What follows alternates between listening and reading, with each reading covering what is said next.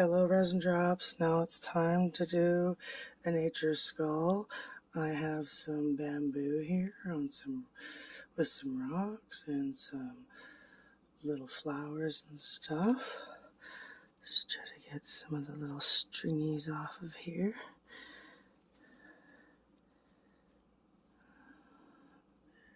There we go. Alrighty. Now all we have to do is pour some of this in here. I think we're going to do just about that much. And we will put this upside down and kind of fit it over all of this, just like that, and have it floating in there, just like so.